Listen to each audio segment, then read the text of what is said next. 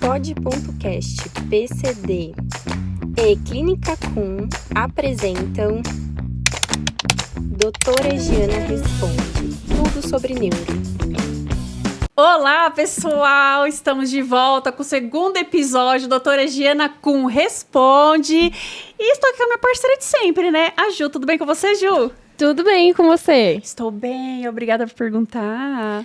O tema de hoje é um tema muito pedido e que muito nos agrada também, né? Exatamente, porque os nossos filhos usam, né, Ju? Exato. Que é as válvulas de hidrocefalia, é isso? É isso aí. E hoje nós trouxemos a doutora Giana. E aí, pessoal, tudo bem? Para contar um pouquinho. Então, doutora Vamos Giana, lá. você trouxe um material, né, pra gente conhecer. A gente quis fazer uma coisa diferente, até porque eu acho que as mães, elas têm muita... É difícil a gente explicar a cirurgia sem ilustrar uma cirurgia, né? E eu quis mostrar aqui alguns diferentes dispositivos para entender um pouco a complexidade do que é ter uma válvula, né? Que às vezes não é entendido muito bem. Eu vou falar por mim, pela minha experiência, né? Falar, a gente colocou uma válvula na cabeça do Otávio, mas como que é essa válvula? Como é que é esse catéter, né? E é Exatamente. Nesse conteúdo hoje que a doutora vai poder informar e mostrar, né, doutora? Isso, então a ideia é mostrar um pouquinho de... Não é ensinar vocês a operar, porque senão eu vou perder o emprego.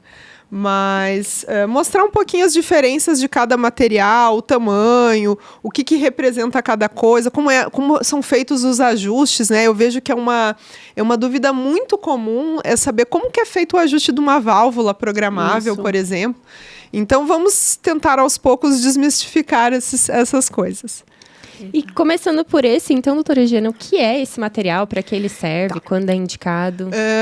O pessoal fez perguntas das diferenças entre a DVE e a DVP. Então, o que é DVE? Então, a DVE é uma derivação ventricular externa. Então, o que quer dizer isso? Alguns pacientes que tenham contraindicação de fazer uma válvula, uma derivação definitiva, precisam usar temporariamente uma DVE, tá? Então, quais são essas situações que a gente precisa?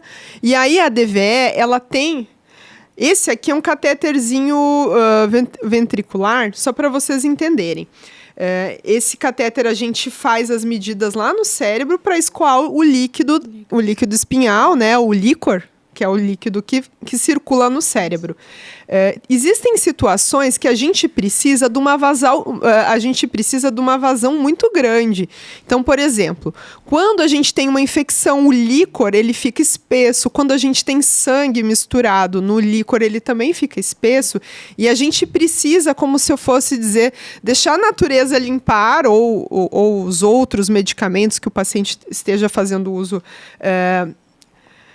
fazer com que naturalmente esse líquor se limpe, né? Se volte ao aspecto natural.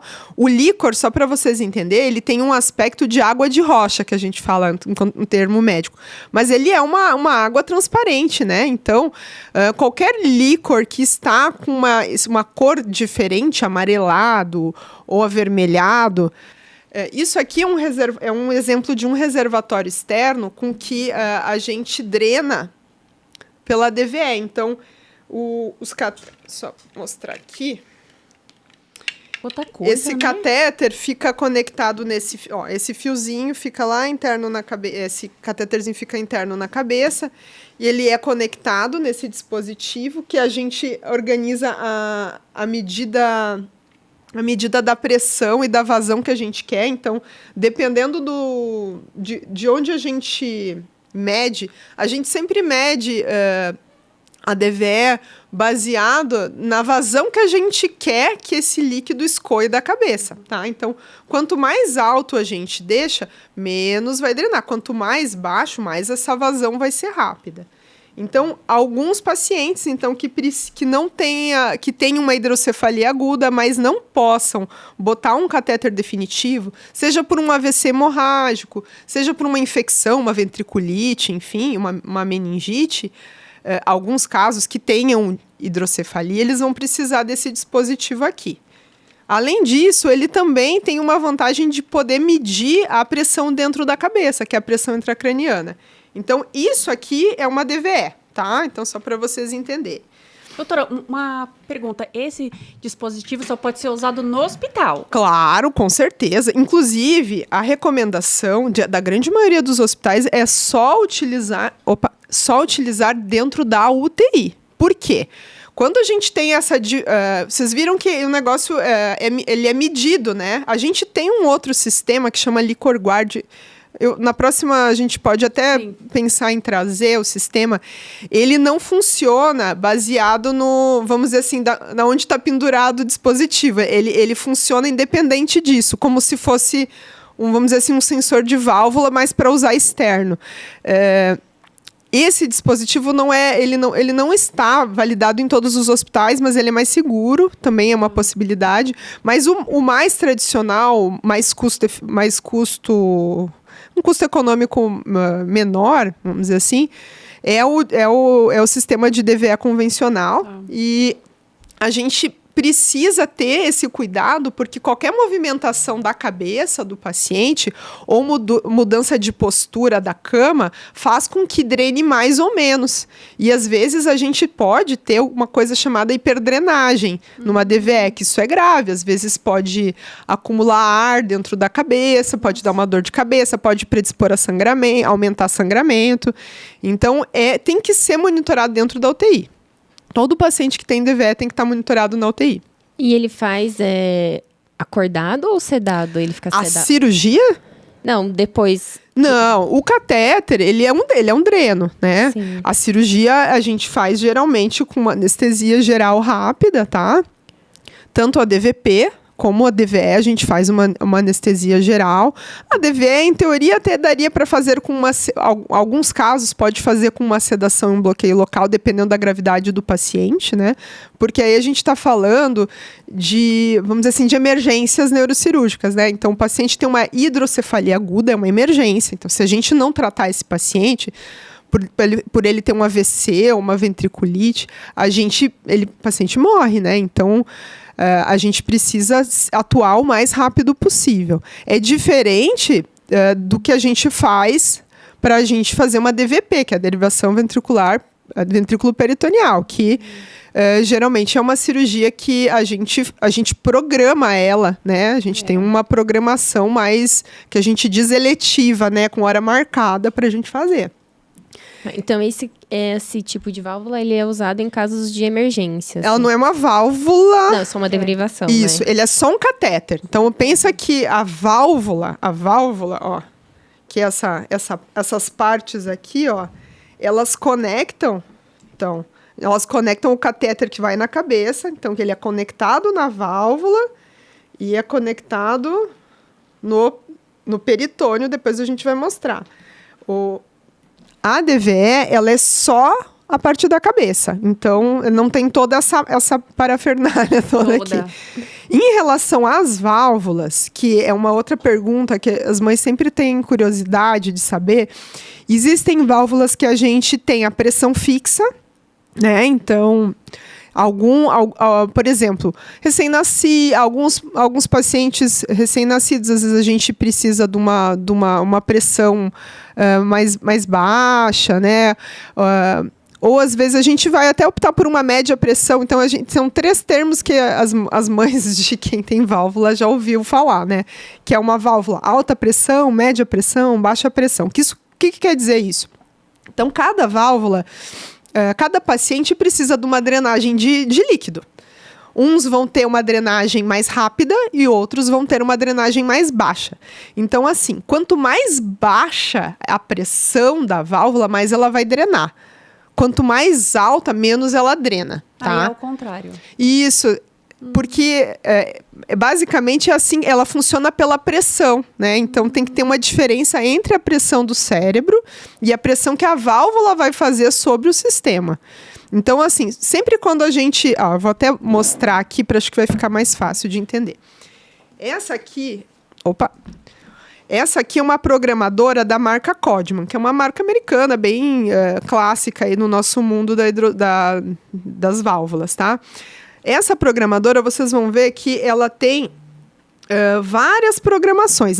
Não são todas as válvulas que têm tantas programações, mas para vocês entenderem. Então, aqui está 200, que é a válvula, bem dizer, fechada. E aqui 30, que é a válvula completa, vamos dizer assim, um padrão de bem aberta, né? Como se, eu gosto sempre de fazer uma analogia para as mães e para os pacientes. É a torneira aberta e a torneira fechada. Então, quando a gente está falando de pressão, uma válvula de pressão, ou botar uma pressão mais alta, a gente está com a torneira fechada. Quando a gente está falando de baixa pressão, a gente está com a torneira aberta. E o média é um meio termo entre isso. Mas qual que é a pressão que cada filho precisa, que cada paciente precisa? A gente sabe que tem doenças que tem vamos dizer assim, uma média. Talvez funcione com uma média pressão, uma baixa pressão, uma alta pressão, precise mais ou menos, mas é individual isso, não é uma receita de bolo, cada ser humano é único, né? É verdade. Então, a gente sabe que um modelo, vamos dizer assim, convencional, uma média pressão, que é um meio termo, e aqui o meio termo ele pode ser entre 130 e 150 milímetros de mercúrio, milímetros de água. Ele é vamos dizer assim, é o básico de todo mundo, mas não necessariamente que todo mundo vai funcionar da mesma forma, tá? Então, é um pouco complexo essa questão. E a outra pergunta que fizeram bastante é quando que troca a válvula, né? Isso é uma... Isso é que assim, ó, eu vou falar sobre o caso da mielo. Quando se trata de mielo, é normal se fazer trocas de válvula do que se não fazer. Porque no caso do meu filho Otávio, ele colocou a válvula com 2 meses, ele tá com 6 anos hoje, nunca precisou. Só que os amigos dele, todos colocaram no mesmo tempo e a maioria deles já fizeram trocas de válvula de 2 a 3 vezes. Aí os médicos falam que o normal é realmente dar problema na válvula. É isso mesmo, doutora? Então, isso é muito individual de cada paciente. Porque assim, a gente precisa saber o quanto esse paciente ele é dependente da válvula, né? Porque às vezes, por exemplo, tem paciente que nem teu filho, né? Ele nasceu, operou a mielo depois do nascimento, né? Isso. E aí, às vezes, o que acontece?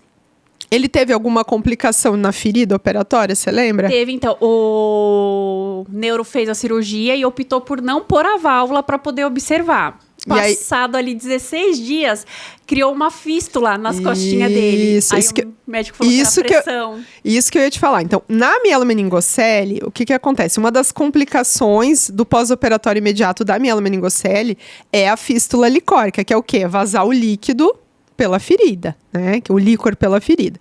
Uma das estratégias do tratamento da fístula licórica é a válvula.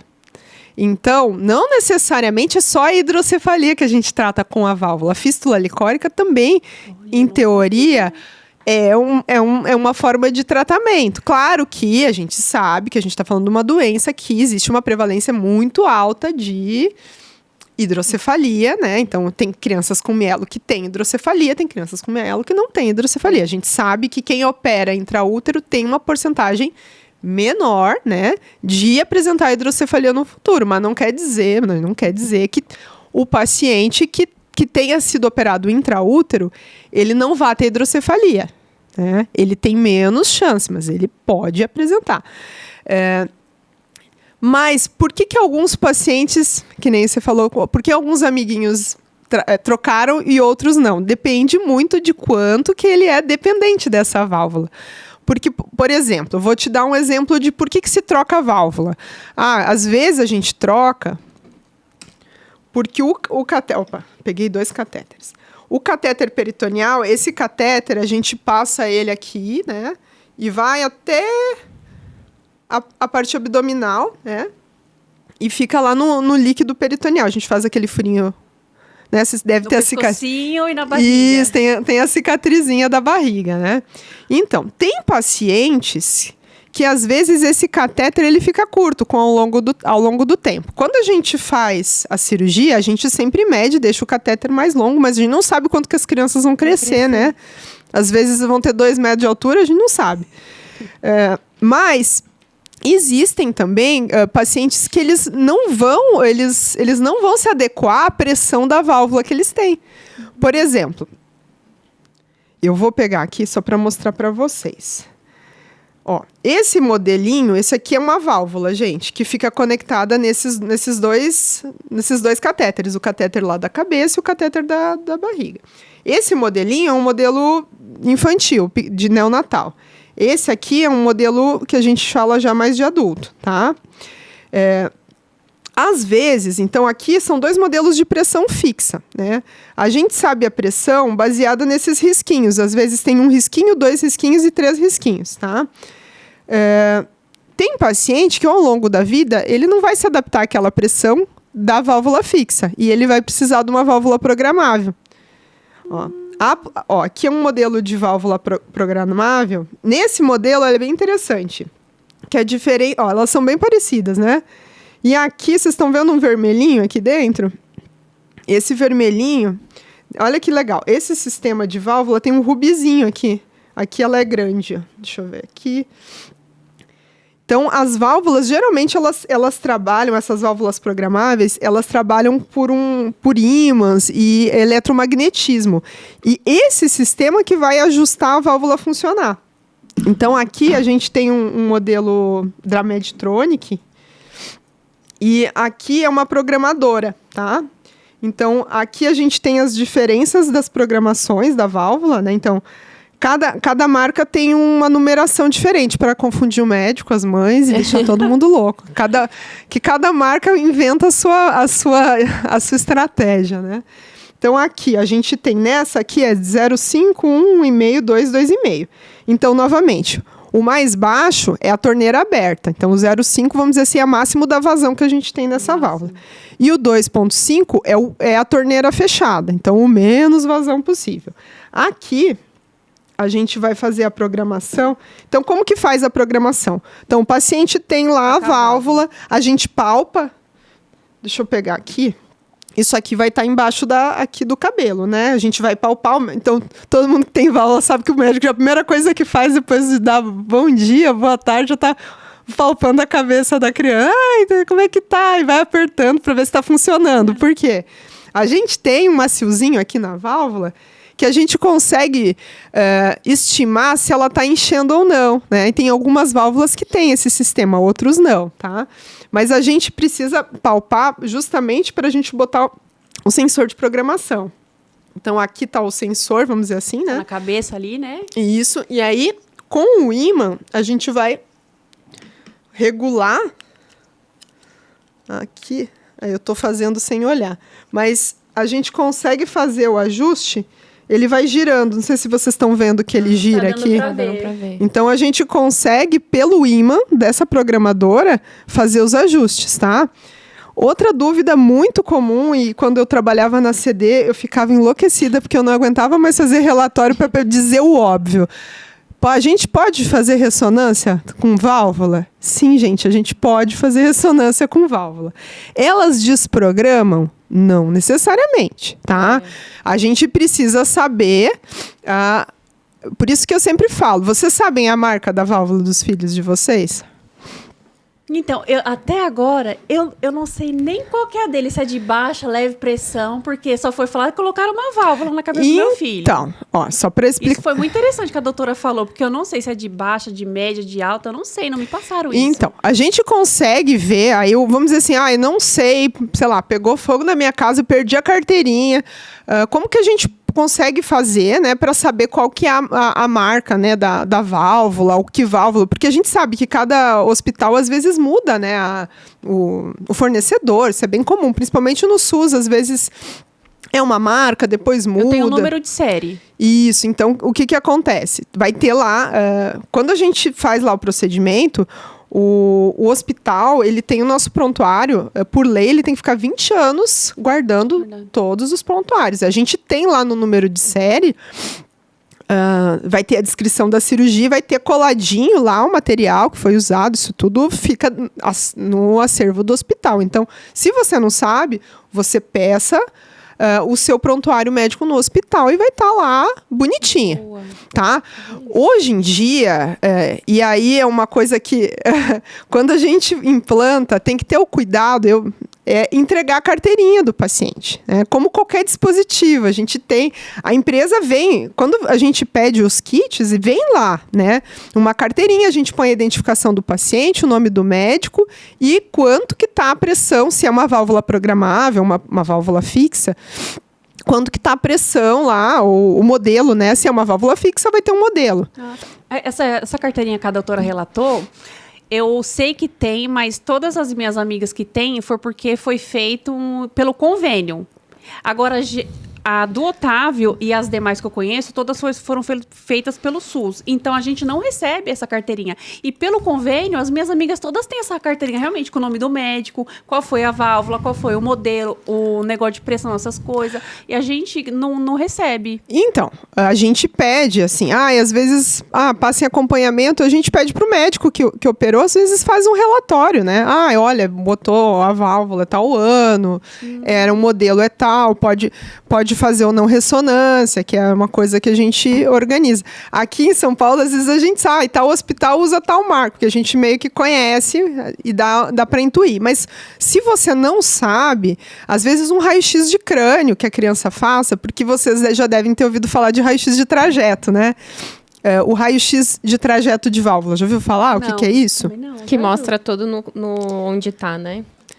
Tá. Então, no acompanhamento dos pacientes com válvula, que exames que a gente geralmente pede? Eu pede tomografia, pede ressonância. Outra coisa muito importante que não dá para deixar de falar, por favor, sempre guardem uma tomografia para comparar com outra. Porque às vezes os pacientes, mas eu tenho tantas em casa, mas é sempre bom pelo menos ter as últimas para a gente comparar uma coisa com a outra, porque às vezes o que acontece? Vem um paciente novo que não foi você que operou, por exemplo, né? Às vezes, a CD, às vezes acontece, né? Às vezes, na época que eu atendia lá, o paciente foi operado em outra instituição, vem ver medula ancorada, vem ver outras coisas. E o ideal é sempre guardar uma tomografia para a gente comparar. Por quê? Por exemplo, paciente com mielomeningocele tem uma tendência a ter os ventrículos mais dilatadinhos do que uma criança que não tem. Por quê? É da anatomia normal das crianças com mielo. Então, é importante a gente comparar até para ver sintoma e para ver se tem correspondência radiológica. Mas será que essa dor de cabeça é da válvula ou não é? Né? Então, é mais um parâmetro para a gente avaliar, porque às vezes, a criança precisa trocar o óculos, não tem nada a ver com a válvula, e às vezes acontece. E aí também é um parâmetro que a gente utiliza. Olha, o exame está igual, não teve alteração ao longo do tempo, então é importante. O raio-x do trajeto, o que é?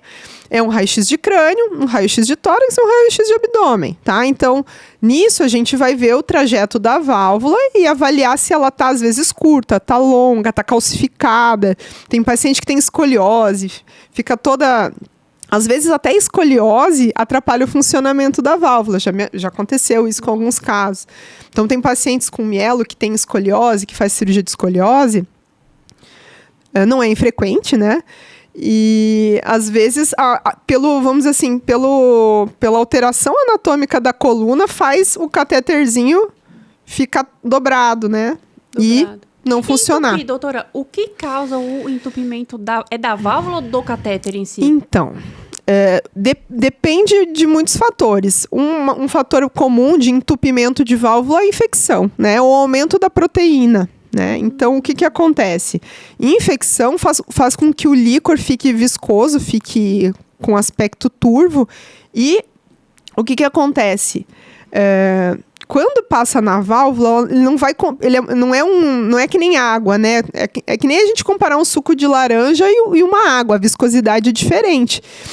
Então, o sistema ele não vai funcionar da mesma forma. Isso é um fator, vamos dizer assim. Mas... às vezes, o mau funcionamento da válvula não é porque a válvula está entupida, mas às vezes o catéter ele está dobrado, ou ele não está bem alocado, Outra coisa que às vezes acontece, por exemplo, quando um bebezinho nasce, os ventrículos, eles são bem grandes, né? O local que a gente faz a punção.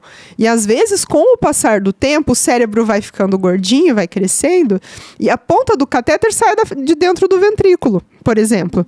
E aí, às vezes, a gente vê, mas esse catéter não tá mais dentro lá do ventrículo, então não tá drenando líquido. Mas como que esse paciente precisa trocar a válvula? Ele é dependente ou não? Aí vai novamente falar, não, ele não tem sintoma de hidrocefalia. Então, ele não tem dor de cabeça, ele não tem distúrbio de marcha, ele não tem alteração urinária, não tem nada de sintoma de hidrocefalia. Então, a gente não vai trocar, vai observar e vai avaliar. Por quê? Talvez ele seja, aí, novamente, falando de mielo aqui, né? Mas talvez ele